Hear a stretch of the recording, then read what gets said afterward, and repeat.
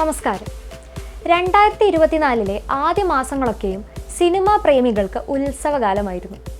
Block buster പടങ്ങളുടെ ഒരു നീണ്ട നിരയുമായി പ്രേക്ഷകരെ തുടരെ മലയാള സിനിമ തിയേറ്ററുകളിലേക്ക് ആകർഷിച്ചുകൊണ്ടേയിരുന്നു. 100-200 കോടിയുമൊക്കെ വാരിക്കൊണ്ട് ചരിത്ര നേട്ടം കൈവരിച്ച് മോളിവുഡ് അതിൻ്റെ സുവർണ കാലഘട്ടത്തിൽ എത്തി നിന്ന നിമിഷം. അതിനിടെയാണ് മലയാളത്തിലെ ഒരു പ്രമുഖ സംവിധായക ഈ ഹിറ്റ് ലിസ്റ്റ് സിനിമകളിലൊന്നും സ്ത്രീകളെ കാണുന്നില്ലല്ലോ എന്ന ചോദ്യം ഉന്നയിച്ചത്.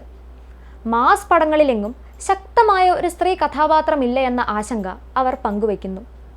ശരിക്കും ഈ ആശങ്കയിൽ കഴമ്പുണ്ടോ? സ്ത്രീ കഥാപാത്രങ്ങൾ ഇല്ലാത്ത സിനിമ അല്ലാതെ ആവുന്നുണ്ടോ? ഒരു ചോദ്യം മാത്രമാണ്. അഭിനേതാക്കളെ മാറ്റി നിർത്തിയാൽ സാങ്കേതിക നിർമ്മാണ പ്രവർത്തനങ്ങൾ ഭൂരിഭാഗം പുരുഷന്മാർ കൈയടക്കിയ മലയാള സിനിമയിൽ സ്ത്രീ പ്രാതിനിധ്യം ഇല്ല എന്നുള്ളതൊരു വസ്തുത തന്നെയല്ലേ? ചിലപ്പോൾ നിങ്ങൾക്ക് മറുത്തൊരു അഭിപ്രായമുണ്ടെങ്കിൽ അത് രേഖപ്പെടുത്താൻ മറക്കരുത്. കഥാപരിസരത്തിന് ചേർന്ന കഥാപാത്രങ്ങൾ മാത്രം ആവശ്യപ്പെടുന്ന രീതിയിലാണ് മലയാള സിനിമകളെല്ലാം സൃഷ്ടിക്കപ്പെട്ടിട്ടുള്ളത്. അതുതന്നെയാണ് അതിനെ മറ്റു സിനിമകളിൽ നിന്ന് വ്യത്യസ്തമാക്കുന്നതും. കച്ചവട സിനിമകളിൽ പോലും സ്ത്രീ കഥാപാത്രങ്ങൾക്ക് കഥാഗതിയോട് ചേർന്നുള്ള സ്ഥാനം തന്നെയാണ് മോളിവുഡിൽ കണ്ടിട്ടുള്ളത്. 200 കോടി വാരിയ മഞ്ഞുമൽ ബോയ്സ് ആൺ സൗഹൃദത്തെപ്പറ്റി പറയുന്ന യഥാർത്ഥ സംഭവത്തെ ആസ്പദമാക്കി എടുത്തൊരു സിനിമയാണ്. സ്ത്രീ കഥാപാത്രത്തിനൊരു റോളില്ലാത്ത സിനിമയിൽ സ്ത്രീകളെ ബലമായി പ്രതിഷ്ഠിക്കേണ്ട ആവശ്യവുമില്ല. ആവേശത്തിലെ രംഗയെ ഏറ്റവും കൂടുതൽ അലട്ടുന്ന പ്രശ്നം ഏകാന്തതയാണ്. ആരുമില്ലാത്ത രംഗയെ അതിലെ കുട്ടികൾ സമീപിക്കുന്നത് അവരുടെ വ്യക്തമായ ഒരു ഉദ്ദേശത്തിലുമാണ്. അവിടെ റൊമാൻസിന് സ്കോപ്പില്ല. എന്നാൽ കുമ്പളങ്ങി നൈറ്റ്സ്, കാതൽ പോലുള്ള സിനിമകളിലെ സ്ത്രീകൾ വളരെ കൃത്യമായ കാഴ്ചപ്പാടും നിലപാടുമുള്ളവരുമായി തന്നെയല്ലേ മലയാള സിനിമയിൽ അവതരിപ്പിക്കപ്പെട്ടത്. ആ സിനിമകളിൽ പുരുഷന്മാരെ തിരുത്തുന്നവരായിട്ടും കഥാഗതിയെ മുന്നോട്ട് നയിക്കുന്നവരുമായിട്ടുമൊക്കെയുള്ള വളരെ സ്വാഭാവികവും ശക്തവുമായ സ്ത്രീ കഥാപാത്രങ്ങളെയല്ലേ നാം കണ്ടത്. സ്ത്രീകളുടെ റോളിനെ അടിച്ചേൽപ്പിക്കുകയോ തിരികെ കയറ്റുകയോ ചെയ്യാതെ വളരെ സ്വാഭാവികമായിട്ടല്ലേ ആ സിനിമകൾ കാണുമ്പോൾ നമ്മൾ മനസ്സിലാക്കിയതും ഉൾക്കൊണ്ടതും. സ്ത്രീ കഥാപാത്രം എന്തെങ്കിലും നേട്ടം കൊയ്യുന്നു എന്നതിനപ്പുറം അവരുടെ വികാരവിചാരങ്ങൾ എത്ര കണ്ട് ചിത്രീകരിക്കാൻ സാധിക്കുന്നു എന്നതിലാണ് ഒരു സ്ത്രീപക്ഷ സിനിമ പോലും വിജയം കാണുന്നത്. പുതിയ തലമുറ ടീനേജ് മുതൽ യൗവനത്തിൻ്റെ അവസാനം വരെയുള്ള പ്രായങ്ങളിലെ സ്ത്രീകളെ അവതരിപ്പിക്കുന്നതിൽ ഒരു പരിധിവരെ അതിൽ വിജയിച്ചിട്ടുണ്ട് എങ്കിലും സ്ത്രീ ജീവിതത്തെ പൂർണ്ണമായി ഉൾക്കൊള്ളാൻ ആണെഴുത്തുകൾക്ക് പരിമിതികൾ ഉണ്ടായിട്ടുണ്ട് എന്നതൊരു വസ്തുത തന്നെയാണ്. അതുകൊണ്ട് തന്നെ ആവാം ആണുങ്ങളുടെ കഥ പറയുന്ന സിനിമകളിൽ അനാവശ്യമായി സ്ത്രീ കഥാപാത്രങ്ങളെ കുത്തിത്തിരുകി നാടകീയത തോന്നത്തക്ക വിധമുള്ള ഒരു സമീപനം പല ഇൻഡസ്ട്രികളിലും നമ്മൾ കണ്ടിട്ടുള്ളത്. ഈ രീതി ഏറ്റവും കുറവുള്ള സിനിമാ മേഖല നമ്മുടേത് തന്നെയാണ്. മലയാള സിനിമയുടെ സുവർണകാലം എന്നൊരു വിഭാഗം ഈ കടന്നുപോകുന്ന സമയത്തെക്കുറിച്ച് പരാമർശിക്കുന്നുണ്ട് എങ്കിലും അത് കളക്ഷനിൽ ഒരു സുവർണകാലം മാത്രം എന്നത് പറയാതിരിക്കാൻ പറ്റില്ല.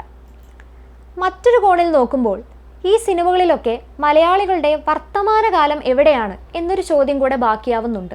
KG ജോർജ് പറഞ്ഞ ആദാമിൻ്റെ വാരിയലും കോലങ്ങളും മറ്റൊരാളും കഥയ്ക്ക് പിന്നിലും ഈ കണ്ണികൂടെ തുടങ്ങിയ സിനിമകളിലൂടെ കാണിച്ചു തന്ന സ്ത്രീ കഥാപാത്രങ്ങളെ, അവരുടെ ജീവിത സാഹചര്യങ്ങളെ, വികാര വിചാരങ്ങളെ അത്രയും സൂക്ഷ്മമായി പിന്നീട് വന്ന സിനിമകൾ പരിഗണിച്ചിട്ടുണ്ടോ എന്നൊരു ചോദ്യം കൂടെ അവശേഷിക്കുന്നുണ്ട്.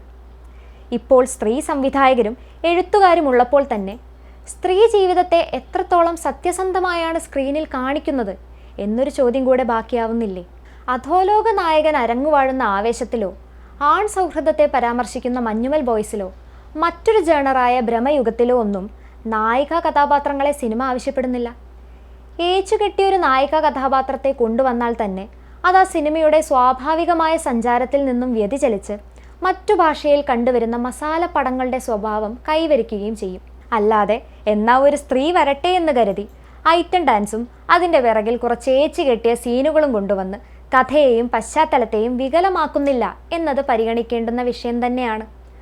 നായികയുടെ അച്ഛൻ മരിച്ചതിൻ്റെ അടുത്ത സീനിൽ നായകനൊപ്പം വിദേശ ബീച്ചിൽ ഡാൻസ് ചെയ്യുന്ന അന്യഭാഷാ മസാല സിനിമകളെ ട്രോൾ ചെയ്ത് കളിയാക്കുന്ന ജനതയാണ് നമ്മളെന്ന് ഓർക്കണം. സമീപകാലത്തിറങ്ങിയ ഏറ്റവും ശക്തമായ സ്ത്രീ കഥാപാത്രമുള്ള സിനിമയാണ് ആട്ടം.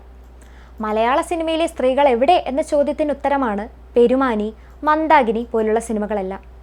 സ്ത്രീ കേന്ദ്രീകൃതമായ അല്ലെങ്കിൽ സ്ത്രീ കഥാപാത്രങ്ങൾക്ക് വ്യക്തമായ സ്പേസുള്ള സിനിമകൾ തന്നെയാണ് ഇവയൊക്കെയും. വിമർശനങ്ങൾ ഉന്നയിക്കുന്നവർ ഈ സിനിമകൾ കാണാത്തതാണോ അല്ല കണ്ടിട്ടും കണ്ടില്ല എന്ന് നടിക്കുന്നതാണോ? ഈ പറയുന്നവർ തന്നെ ശക്തമായ സ്ത്രീ കഥാപാത്രങ്ങൾ വരുന്ന സിനിമകളെ പ്രോത്സാഹിപ്പിക്കാൻ ഒരു ശ്രമം നടത്തുന്നുണ്ടോ? മറ്റൊരു കാര്യം, നിലനിൽക്കുന്ന സമൂഹത്തിൻ്റെ ടേസ്റ്റ് പോലെയാണ് സിനിമയുടെ സ്വീകാര്യതയും.